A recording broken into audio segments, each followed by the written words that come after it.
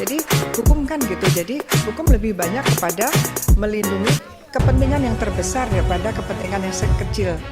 Kan dikatakan bahwa untuk kepentingan terbesar itu dahulukan. Memang ada side effect-nya, yaitu ada kalanya sudah dilaporkan ternyata tidak ada apa-apanya. Ya nggak usah marah, karena kalau marah pun nggak bisa, karena sudah disebutkan tidak bisa gugat perdata maupun dituntut pidana. Karena kita demi kebaikan. Gitu Pak Arteria, jadi nggak apa-apa kan? Bapak kalau memang uang Bapak banyak ya ternyata halal, ya udah nggak masalah kan. Kalau haram baru ngeri. Karena orang korupsi itu Pak, nurunkan uang dari bank 500 miliar dibawa ke Singapura, ditukar dengan uang dolar, lalu dia bilang ini menang judi karena di Singapura judi sah, lalu dibawa ke Indonesia sah. Padahal itu uang negara Pak, itu pencucian uang Pak. Nah sekarang mari kita batasi dengan belanja 100 juta Anda keluarkan dari bank mana, kirim ke bank mana. Jadi setelah jujur ajanya itu melihat apa yang dilakukan Arteria Dahlan ini ya, sesuatu yang aneh gitu loh. Sedangkan dia wakil rakyat, harusnya dia wakil rakyat itu ya bela rakyat, bela negara. Ya, kalau ada pejabat yang jujur, pejabat yang baik, yang mau membuka fakta kebenaran atau kebusukan di negara ini, harusnya kau dukung, bukan kau kritik, bukan kau sudutkan Bapak Mahfud MD waktu adanya RDP di DPR. Wajar lah Pak Mahfud marah sama kau. Kau tuh belum apa-apa sama Pak Mahfud. Pak Mahfud tuh profesor. Kau tuh siapa? Ya, harusnya kau berpikir secara logis. Saya mohon kepada Anda, kalau Anda memang sudah terlalu pintar, kepintaran itu untuk Anda. Tapi jangan Anda gunakan kepintaran Anda untuk mencoba membodoh-bodohi masyarakat. Ya, saya pikir semestinya sikap kalian itu sifatnya mendorong. Apa Anda pikir bahwa seluruh rakyat Indonesia ini buta dan bodoh sehingga tidak mengerti sikap kalian? Ya, sosok anggota Komisi 3 DPR RI, Arteria Dahlan, disorot netizen usai berdebat dengan Menko Polhukam Mahfud MD soal transaksi janggal senilai 349 triliun rupiah. Uang, maka penyidik menggabungkan antara tindak pidana asal dan TPPU dan lapor kepada PPATK. Nanti saya juga pertanyakan, apakah penyidiknya selalu lapor dan bagaimana pengawasan PPATK terhadap laporan itu? Saya berpikir nampaknya sistem tidak jalan semuanya, tidak semuanya jalan. Beda ya Pak, jalan semuanya. Ada yang jalan, ada yang tidak, itu apa? Tidak semuanya jalan apa tidak jalan semuanya? Jadi saya agak takut kalau di sini Pak, nanti kayak Pak Arteria nanti ya. Jadi tidak semuanya jalan. Jadi itu kan karena memang harus lapor kepada PPATK. Artinya apa? Kalau memang penyidiknya juga tidak lapor, ya harus ada tindakan. Kalau kemudian PPATK-nya tidak tahu, juga harus ada tindakan. Itu jadi memang seharusnya kalau di penyidikan bisa, itu karena itu kunci dari TPPU, di penyidikan bisa. Jadi jangan ya memang mana ruangan kita untuk memang begitu, anti tipping off itu tidak boleh diketahui ketika bahkan nasabah tidak boleh tahu ketika rekeningnya sedang dilaporkan ke PPATK. Siapapun yang membocorkan juga ada sanksi pidananya. Dan kalau nasabahnya itu sampai tahu bahwa itu sudah dilaporkan ke PPATK dan ternyata uangnya itu sah-sah saja, maka sudah ditentukan bahwa baik penegak hukum maupun bank itu tidak bisa dituntut pidana dan tidak bisa digugat perdata. Ya memang begitu ya, sudah resiko, karena kok tiba-tiba rekeningnya tinggi ya nggak apa-apa lah Pak. Kalau tiba-tiba rekeningnya tinggi tapi ternyata itu hasil warisan yang sah, ya nggak apa-apa diperiksa. Karena takutnya ada yang tiba-tiba tinggi dan memang betul-betul itu hasil kejahatan.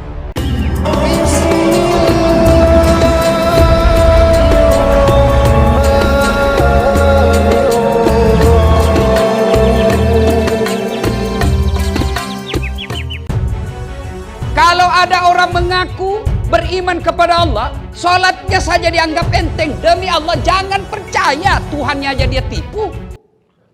Apalagi manusia. Saya seandainya diberi kesenangan oleh Allah menentukan pejabat di Republik Indonesia ini, kalau dia muslim, variabel pertamanya saya lihat sholatnya. Kalau dia sholatnya baik, insya Allah Allah akan jamin. Inna sholata tanha anil fahsya'i wal munkar. Itu Allah yang sampaikan. Kalau dia baik sholatnya, mencegah dia dari perbuatan keji dan munkar. Lalu orang bertanya, kenapa Pale itu Ustaz? Rajin sekali sholat, kok masih korup? Kenapa dia rajin sholat, tapi lain dia bilang hari ini, besok juga lain dia bilang. Katanya dia sholat, kok pembohong? Bukan sholatnya yang jadi masalah, tapi cara sholatnya yang perlu diperiksa. Saya ulang, bukan sholatnya yang salah, tapi cara menunaikan sholatnya yang pasti bermasalah. Wuduknya sudah salah, wuduk sambil siul-siul. Nah, wuduk cuci kaki bukan cuci kaki Pak, tendang air. Nah, itu sudah pasti masalah sholatnya. Dia sholat tapi main-main. Allahu Akbar. Iyyaka na'budu wa iyyaka nasta'in. Mas sampahnya nakoti urina. Gimana ceritanya? Sholat tapi matanya seperti mata pencuri. Allahu Akbar. Bismillahirrahmanirrahim. Sudah pasti bermasalah sholatnya orang ini. Sholat, tapi itu juga sholatnya dia pakai tidur. Itu juga bajunya dia pakai masak. Itu juga dia bajunya dia pakai ke kantor. Itu juga bajunya dia pakai ke toilet. Masa mau ketemu Allah berpakaian seadanya? Bapak mau ketemu saja semua ketua Mahkamah Agung. Oh, beli baju rekas Pak. Ya toh? Pakai parfum. Masya Allah.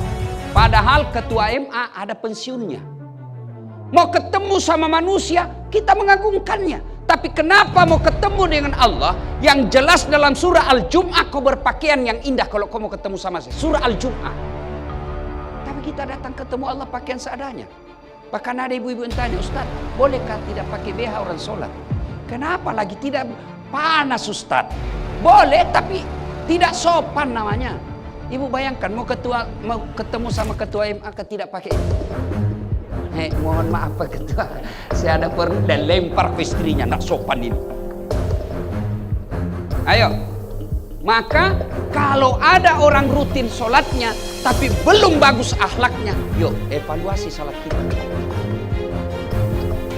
Orang sholat tidak ikhlas. Hayya 'alas sholat, asar lagi. Barusan kita sholat duhur, sudah pasti Pak. Adik-adikku yang masih junior-junior, kalian mau menjadi pemimpin di Mahkamah Agung, perbaiki sholatmu bos. Biar Allah yang ngatur itu soal itu. Gampang. Yang tidak ada jalannya saja Allah kasih, apalagi ada jalannya. Apa maksudnya Ustaz? Ibu-ibu, ada enggak jalannya perempuan tidak pernah disentuh laki-laki bisa hamil? Tidak mungkin. Kalau ilmu biologi, ilmu kedokteran tidak mungkin. Tidak ada jalannya itu. Tapi kalau Allah mau, Siti Maryam, wanita suci, tidak pernah disentuh laki-laki, melahirkan Isa alaihissalam, tidak masuk akal. Tapi kalau Allah yang mau, tidak masuk akal. Masuk akal tidak manusia dibakar hidup-hidup bisa hidup? Tidak mungkin. Tapi kalau Allah mau, pasti. Saudaraku yang bekerja di lingkup Mahkamah Agung, tidak usah kau cari muka sama Mahkamah Agung. Hakim-hakim Agung capek. Biar ketua MA senang sama kau, istrinya tidak senang, tidak jalan urusan. Memang sudah begitulah hidup. Memang begitu nih hidup. Daripada cari muka sama mahkamah, sudahlah cari muka kepada Allah. Gimana caranya? Perbaiki sholatmu. Kalau sholatmu baik, satu dunia mau jatuhkan kau tidak mampu. Percaya itu. Bagi kita orang beriman.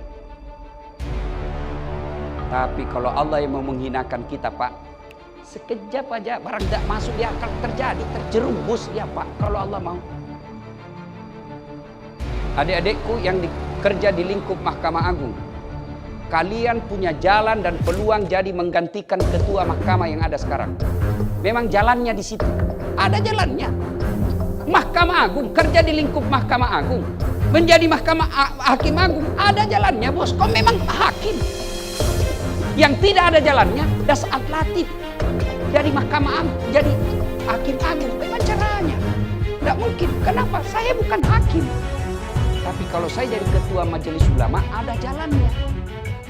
Tapi kalau jadi ketua MA, gimana jalannya Ustaz? Nah, ibu bapak, saudara-saudara sekalian, perbaiki sholat, itu tanda keimanan kita baik. Nah, sekarang bagaimana cara mempertahankan iman? Iman itu kan ada 3 kategori. 1, iman yang tidak pernah turun, naik terus. Ada iman begitu, sekali dia percaya Allah, naik terus, tidak pernah turun. Siapa? Iman para nabi dan rasul. Yang kedua, jenis kedua, iman yang tidak pernah naik, tidak pernah turun, datar aja terus. Imannya siapa? Imannya para malaikat. Yang ketiga, kadang naik, kadang turun, kadang naik, kadang turun. Imannya para manusia. Di dekat cewek cantik, turun sedikit. Di dekatnya para laki-laki, naik lagi sedikit imannya. Dengar ceramah, naik lagi. Keluar lagi, lihat jabatannya orang, lihat mobilnya orang, mulai goyang. Maka cara mengobatinya adalah dakwah. Tidak ada cara mengobati iman dengan dakwah. Saya selalu mengilustrasikan dakwah dengan iman itu ibarat HP yang selalu dipakai. Ibu-ibu punya handphone semua toh? Ibu, kalau handphone dipakai terus kenapa ibu? Kenapa ibu? Lowbat. Kalau lowbat ibu apain? Cas. Kalau tidak dicas kenapa? Mati total. Kalau sudah mati total masih bisa dipakai? HP tahu 50 juta harganya itu HP-nya. 20 juta pulsanya tapi tidak ada baterainya. Begitu juga dengan iman. Lihat jabatannya orang naik terus, dunia.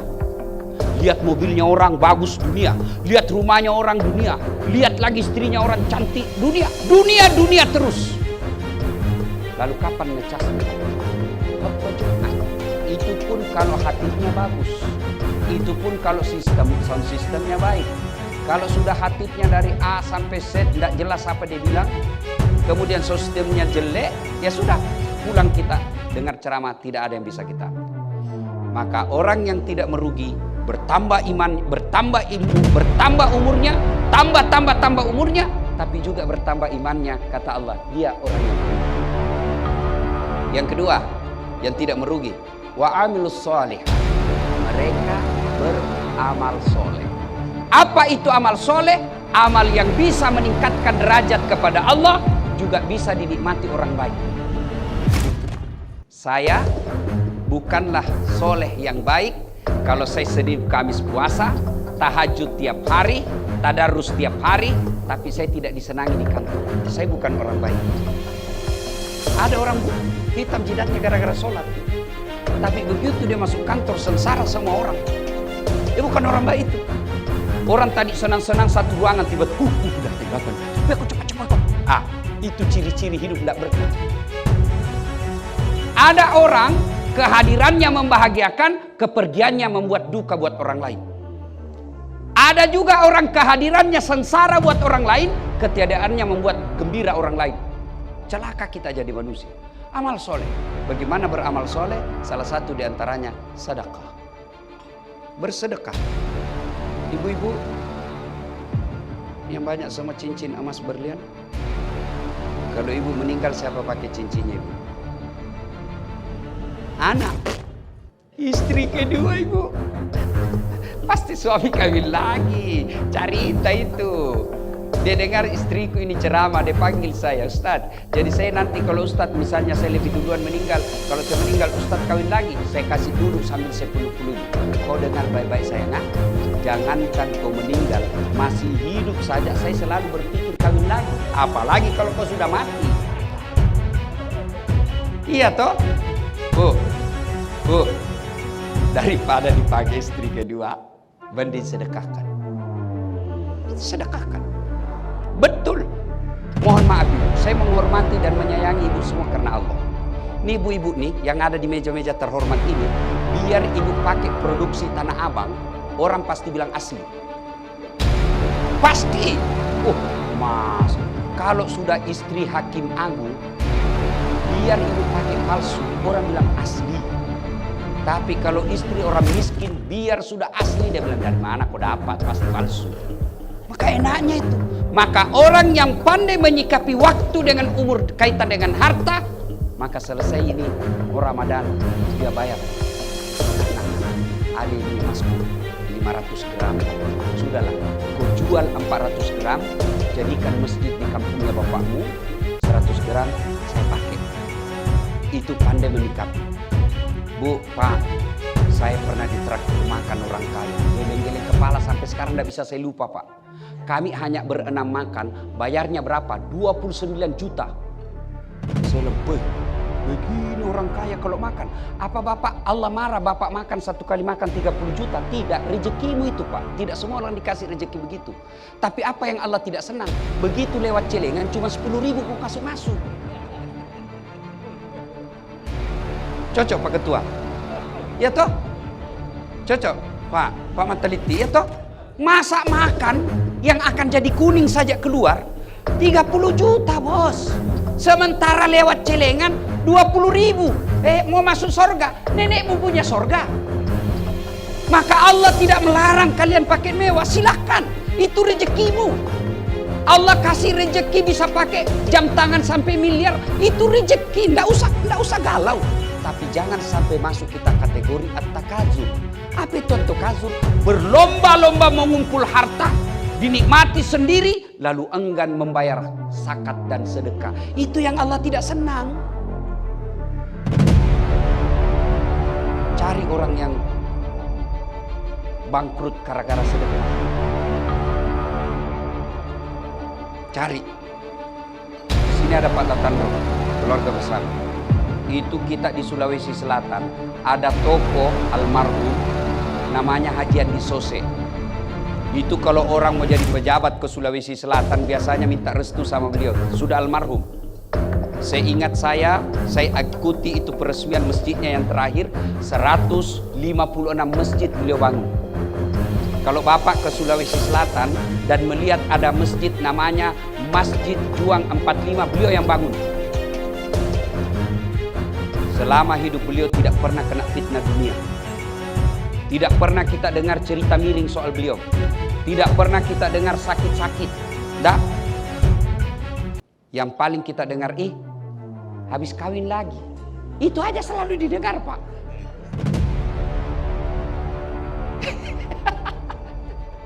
Bersedekahlah, Pak. Kenapa orang yang rajin sedekah, panjang umurnya, murah rezekinya? Kenapa? Panjang umur, Prof. Hatta, bukan 90 tahun. Panjang umur, bukan 100 tahun. 100 tahun Pak rasanya tidak nyaman sudah hidup. Lalu apa yang disebut panjang umur? Mereka yang sudah wafat tapi orang masih mengenangnya, kebaikannya. Itu umur panjang. Umur yang pendek, masih hidup saja orang sudah tidak senang. Itu pendek umurnya. Coba lihat orang yang rajin sedekah, Pak. Tidak ada orang tidak senang. Pak Ketua, demi Allah tidak ada orang senang itu orang pelit. Saya tanya ibu bapak, senang ketua yang pelit atau dermawan? Dermawan. Senang tetangga yang pelit atau dermawan? Dermawan. Senang menantu yang pelit atau dermawan? Dermawan. Tidak ada orang suka orang pelit. Bahkan orang pelit sekalipun tidak suka sama orang pelit. Begitu jelek itu pelit. Dia jago ke rumahnya pelit. Padahal dia juga pelit, Pak. Begitu jeleknya dan dicela itu sifat pelit. Coba lihat umur panjang. Orang yang umur panjang rajin sedekah. Kita pergi ziarah kubur. Lewat di pemakaman. Singgah dulu. Bacakan Fatihah ini Pak Hakim. Baik sekali dulu waktu hidup ini. Dibacakan Fatihah padahal wafatnya sudah 5 tahun yang lalu. Tapi kalau orang pelit, jangankan meninggal didoakan, Pak. Lewat aja mobil tak doakan kita siap. Mudah-mudahan tabrak mobilnya pelit sekali. Maka bersedekah. Sedekah. Nomor 1. Ustaz, saya tidak bisa sedekah. Saya orang miskin. Sedekah tidak selalu duit. Sedekah tutur kata yang baik. Sedekah senyum. Tapi kalau Bapak punya materi, sedekahlah. Saya selalu mengibaratkan harta dalam kehidupan ini ibarat Bapak mendaki gunung membawa barang banyak. Ibu-ibu, kalau mendaki gunung enak bawa barang banyak atau tidak ada barang? Ya. Pasti nyaman cepat sampai kalau tidak ada barang. Maka dalam hidup ini mendaki, Bapak punya banyak barang, titip ke orang. Titip kemana? Fakir miskin. Titip kemana? Yatim. Titip kemana? Piatu. Titip kemana? anak-anak soleh, menuntut ilmu, para dai, titip ke situ, biarkan dia yang bawa. Nanti sampai di sana baru Bapak ambil, itu namanya COD. Sampai Piko kasih Kak, bawa Pak. Karena kalau Bapak bawa sendiri, repot.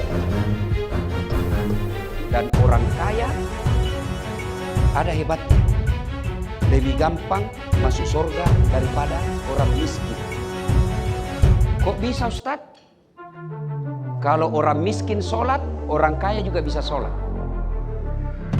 Orang miskin tahajud, orang kaya juga bisa.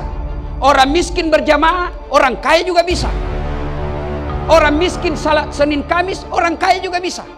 Tapi orang kaya bangun masjid, paling kita orang miskin datang saja baca-baca doa. Tapi kalau orang kaya yang pelit, gampang masuk neraka. Pertanyaannya banyak. Itu enaknya jadi orang miskin. Kenapa Ustadz? Tidak banyak pertanyaan kalau dia mati. Nama, udah saat latih. Pekerjaan, ceramah. Itu mobil, tidak ada. Rumah, kontrak-kontrak. Motor, gojek. Sepeda, tidak ada.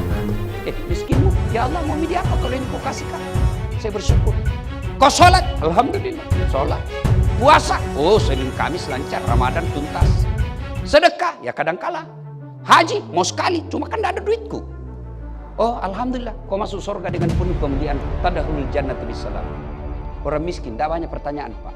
Tapi orang kaya, itu behelnya istrimu, dari mana kau dapat? Kalau dilihat gajimu tidak mampu itu, anu apa? Pak, disemes Pak, berdarah telinganya, dia mulai ditarik lagi. Itu jam tanganmu dari mana itu? Kalau dilihat gajimu tidak bisa, Pak, tidak jelas ditinjuk. Masuk juga surga Pak, tapi sudah bawa belur. Masuk berdarah-darah sudah mukanya Pak. Masuklah dia milih-milih. Dia ketemu sama pembantunya, Kuang, dari mana ini? Kenapa? Aja bicara di situ. Saya sudah lama di surga, kenapa baru muncul? Dia bilang, terlambat Kak Inam. Kenapa bisa terlambat? Saya kira ada mobil tanpa itu. Dia bilang, itu mobil banyak sekali pertanyaannya. Nah ibu bapak, saudara-saudara sekalian, sedekah. Bagi bapak ketua DPD, sedekahnya tidak duit. Sedekahnya wakili rakyat yang ada di daerah-daerah bapak. Bagi ketua Mahkamah Agung, sedekahnya apa? Tegakkan keadilan seadil-adilnya. Bagi seorang dasat lakib, sedekahnya ada ilmu. Bagi ibu-ibu, sedekahnya didik anak-anak. Itu sedekah, tidak mesti duit. Dan ingat, sedekahnya seorang bupati beda sedekahnya dengan cleaning service. Cleaning service yang hanya 5 bungkus bisa jadi lebih mulia daripada sedekahnya wali kota yang 1000 bungkus. Kenapa? 5 bungkus bagi seorang cleaning service original pasti penghasilannya, murni duitnya. Tapi 100 bungkus bagi wali kota belum tentu duitnya. Bisa jadi duitnya pemborong. Ayo, sedekah. Itu disebut amal soleh. Yang ketiga, watawasul bil haq, watawasul bis sabr. Nasihat menasehati dalam kebaikan dan nasihat menasehati dalam kesabaran. Bapak dalam teori hadis Nabi melihat kebatilan, kata Nabi, cegahlah dengan tanganmu. Tangan ini simbol kekuasaan. Tidak bisa, kita tidak punya kekuasaan, kita bukan pejabat, kita bukan aparat. Maka kata Nabi, cegahlah dengan pabilizan, dengan lisanmu. Ini tugasnya ustadz. Amar ma'ruf nahi mungkar.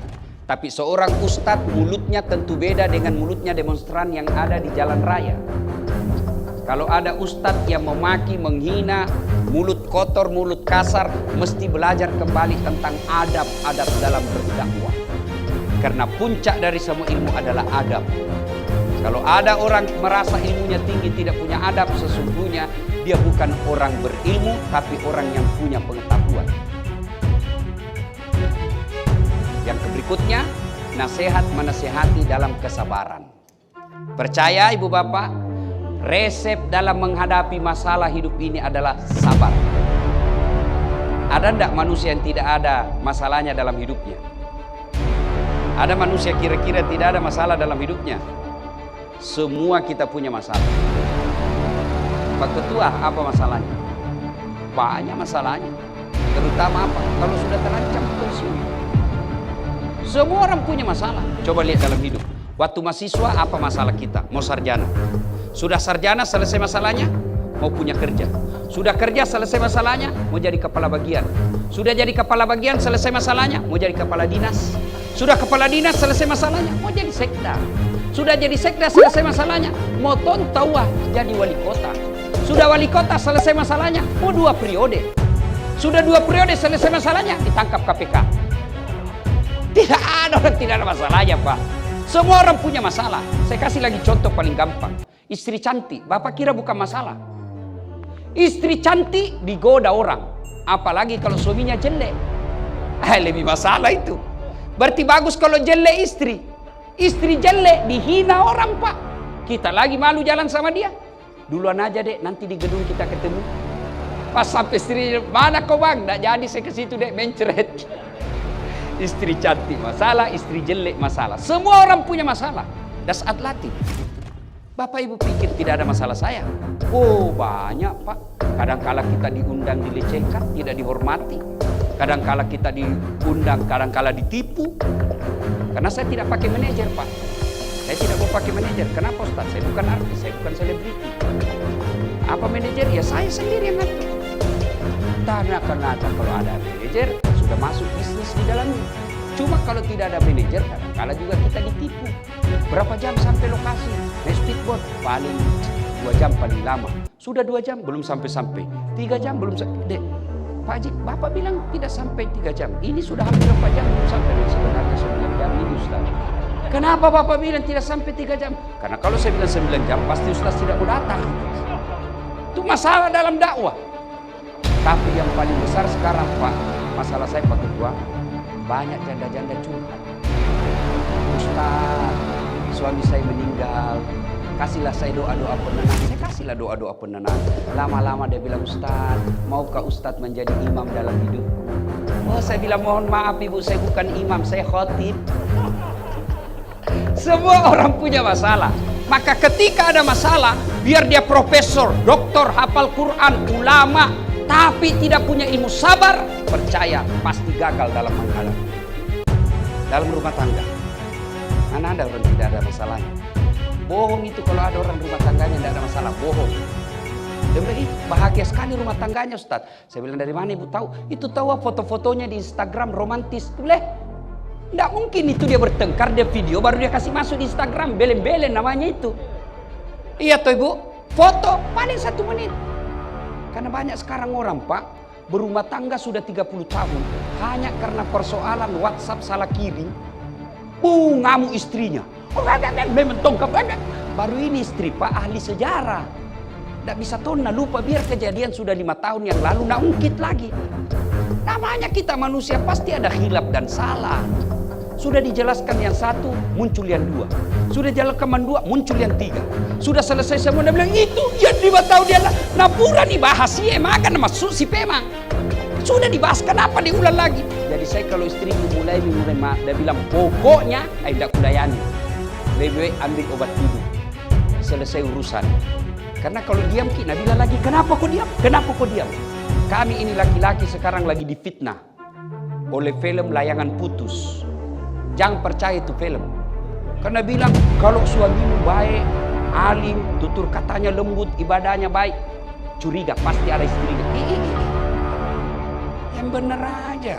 Kita ini laki-laki Bu, tergantung istri. Kalau ditelepon selalu ada di rumah, lagi ngapain? Ini lagi saya ajak cucu ngaji, tenang perasaan. Tapi kalau ditelepon tidak pernah ada di rumah. Lagi di mana? Di mall. Sore-sore ditelepon di mana? Lagi yoga. Sudah 60 masih yoga. Lah haula wala quwwata.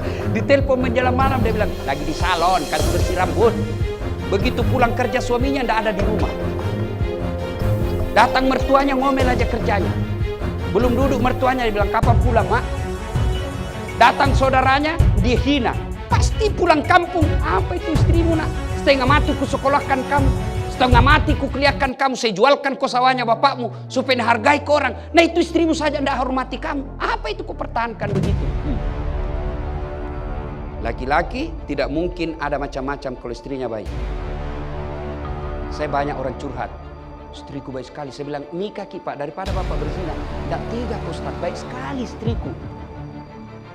Coba kalau dia punya kuasa, punya duit, tampan, gagah, diambil orang Pak. Benar, coba lihat itu pramugari di pesawat, bagus. Pelayanannya bisnis kelas, sampai di rumah pelayanan kelas ekonomi. Mana tidak lari. Tapi bapak-bapak juga harus memuliakan istri. Karena tidak mungkin kita bisa ketua Mahkamah Agung kalau istri kita tidak nyaman. Nih, das atlatif. Bapak pikir saya hebat? Tidak, istri saya bikin tenang. Bagaimana saya mau ceramah kalau lagi 5 menit mau naik, tiba-tiba di WhatsApp saya mamanya cek, kesetrum anakku. Mana saya bisa ceramah lagi po? Mohon maaf Pak Ketua, saya izin anakku kesetrum. Iya toh? Maka yang baik, istri hormati suami. Suami muliakan istri. Bapak tahu enggak yang namanya makna fid dunia hasanah wa fil akhirati hasanah. Berikan kami keselamatan dan kebahagiaan dunia. Apa maknanya? Satu di antaranya punya pasangan yang baik. Gelisah juga kita kalau punya istri parno. Tinggal di rumah dia bilang malas. Keluar baru 1 jam ditelepon. Di mana kok? Di mana kok? Di kantor. Bohong. Coba kau video call. La haula wala quwata illa billah. Kayak kita jadi tahanan politik.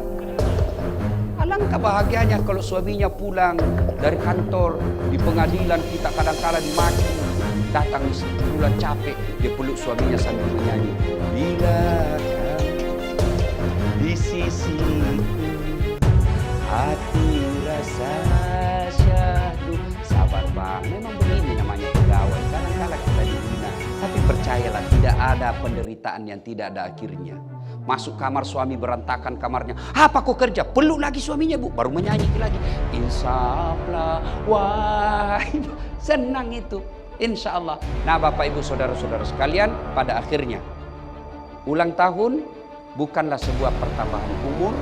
Tapi pada hakikatnya berkurangnya umur. Tapi tidak ada orang yang merugi berkaitan dengan waktu. Apabila dia beriman kepada Allah. Beramal soleh, lalu nasihat menasehati dalam kebaikan dan nasihat menasehati dalam kesabaran. Bapak Ibu Saudara-saudara sekalian, inilah tausiah kita, mudah-mudahan ada manfaat.